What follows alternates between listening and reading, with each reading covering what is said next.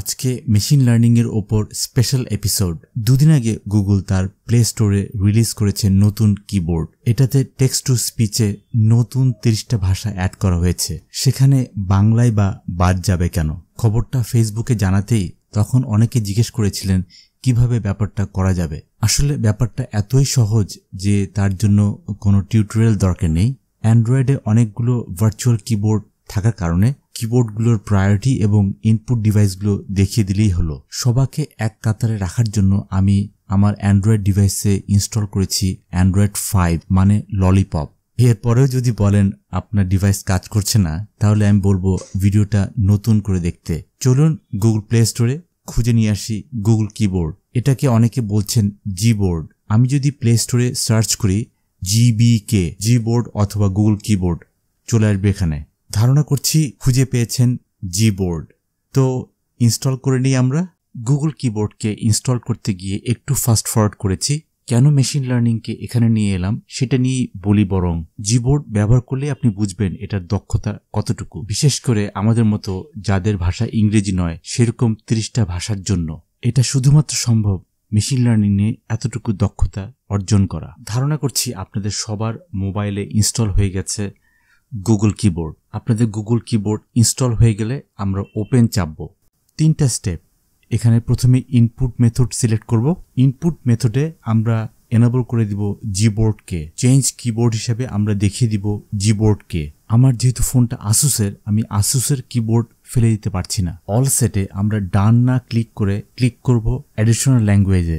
Use system language of করে আমরা active input মেথডে যাব। অ্যাক্টিভ ইনপুট মেথডে আমরা ইংরেজির পাশাপাশি বাংলা, বাংলাদেশ সিলেক্ট করব। এরপর ডান চেপে বের হয়ে যাব ইনস্টল মেনু থেকে।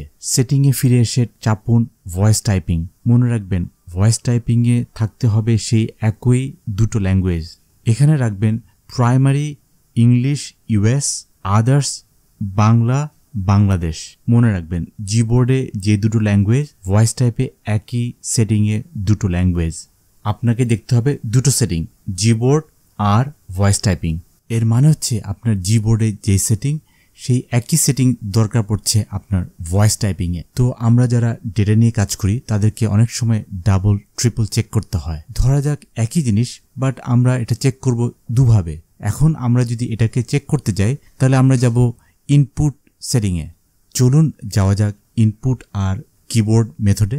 কি দেখছেন এখানে আমাদের সেটিং অনুযায়ী আপনার কারেন্ট কিবোর্ড হবে জিবোর্ড, ভয়েস টাইপিংও হবে একই অবস্থা। আমাদের এখন সব সেটিং শেষ, ব্যবহার করার পালা। আপনারা যারা অন্য ফোনেটিক কিবোর্ড ব্যবহার করেন, যেমন গুগল ইন্ডিক কিবোর্ড বা রিদমিক কিবোর্ড, তারা কিন্তু এই কিবোর্ডগুলোর পাশাপাশি বাকি কিবোর্ডও ব্যবহার করতে পারবেন। আমি মোবাইলে গুগল ডক্সেই কাজ করি বেশি, পোর্টেবল, যে কোনো জায়গা থেকে কাজ করা যায়। গুগল ডক্সের পেনে চাপ দিলেই চলে আসবে কিবোর্ড। যে ধরনের কিবোর্ড আসুক না কেন সেই কিবোর্ডে থাকবে একটা পৃথিবীর ছবি, মানে গ্লোবাল কিবোর্ড।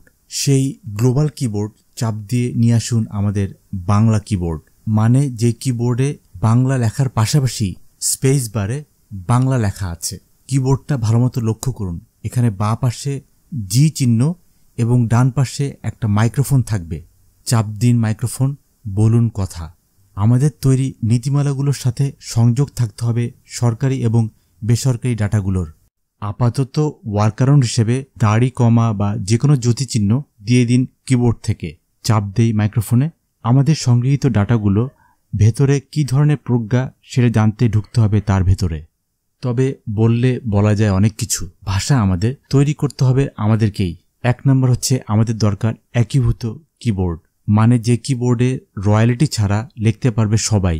আমাদের নিজেদেরকেই তৈরি করতে হবে নির্ভুল অপটিক্যাল ক্যারেক্টার রিকগনিশন, খুবই দক্ষ টেক্সট টু স্পিচ এবং স্পিচ টু টেক্সট ইঞ্জিন। ব্যবসায়িক স্বার্থে গুগল আরও কাছে আসবে আমাদের। তো যে যাই বলুক, আমাদেরকে তৈরি করতে হবে আমাদের নিজস্ব প্রোডাক্ট। বিদায় আজকের মতো, গুড বাই।